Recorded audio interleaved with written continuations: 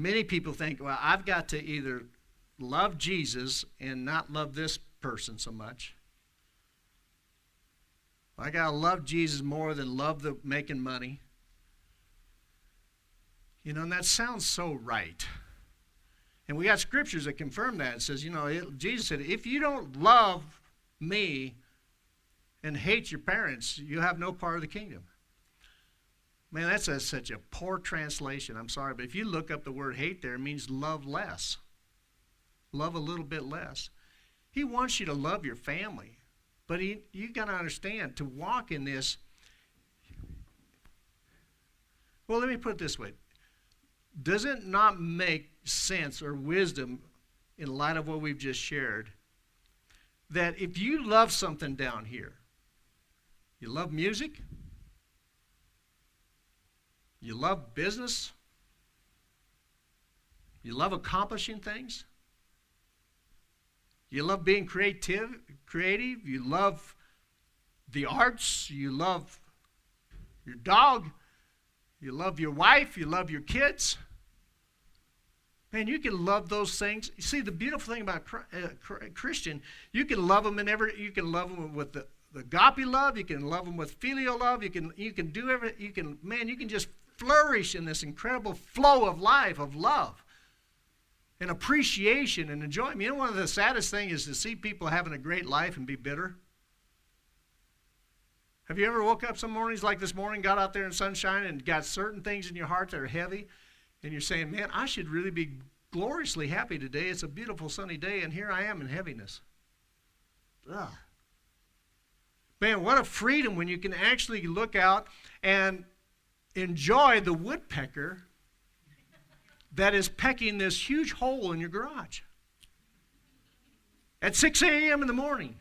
Bah, bah, bah, bah, bah, bah. And I go to the door and I scare him away, and 12 times I scared him away. And it just keeps coming back. Forgive me, but someday he may not come back. What a wonderful thing when you can love and appreciate and value the life that's been given to you in every little detail. And not be thinking, well, I got to love Jesus more than that. Listen, when you love Jesus, but Paul said that, let me tell you about the unknown God here. He's the one that made heaven and earth. There isn't anything you're going to love down here that he didn't make.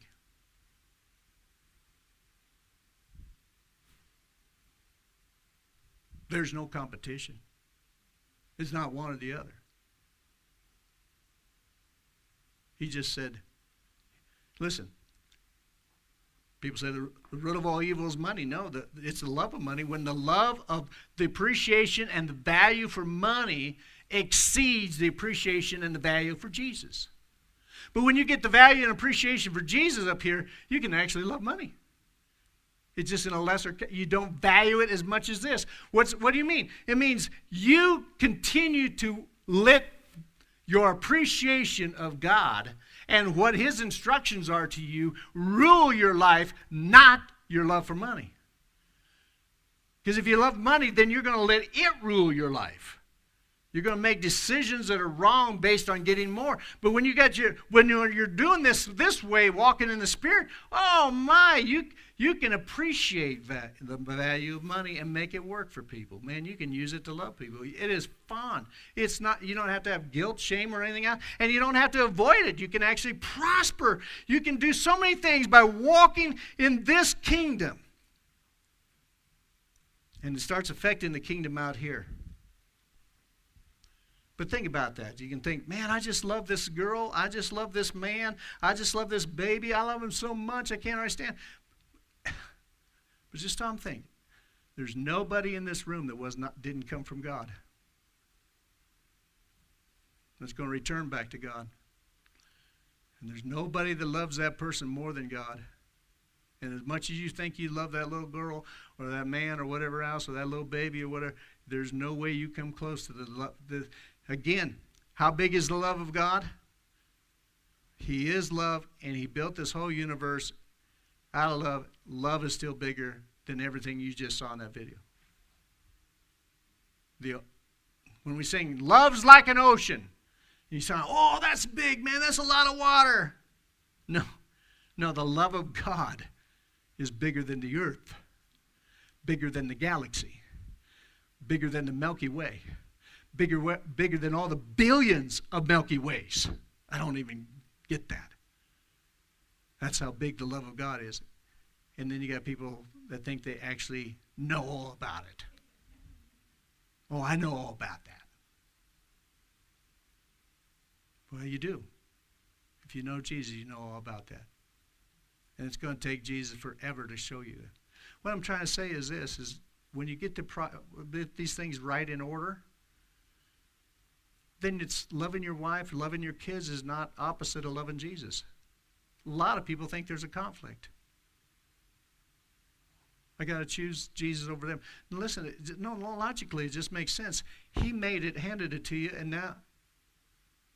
But listen, if he made that woman that you love so much, and you just think you adore her, and you just think she's the most awesome thing in the world, and she's so creative, and she's so awesome, and everything else, what do you think about the guy that made her?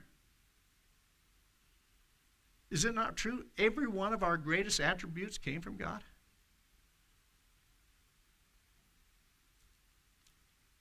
So all of a sudden you go, wow, everything I love down here, he made and gave it to me. And how much more he has for me. See, and all of a sudden now your love for people all of a sudden gets more proper. It's not twisted where you got to say, I love her so much I can't live without her. So if she doesn't love me, I'll kill her. That happens every day, folks. It's twisted. That's the kingdom of darkness. It's twisted. Man, when it's right, when you're walking in the Spirit and you're keeping your mind renewed over here, your love for your family can just zoom into outer space. But now it won't destroy your family, and it won't mess you up. Say, I love Jesus.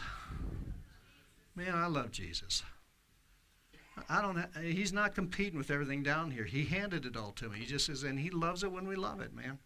He just says, keep it in order so it doesn't get twisted. That's all. His instructions are simply so that we don't walk in destruction. Everything he tells us to do is for our benefit.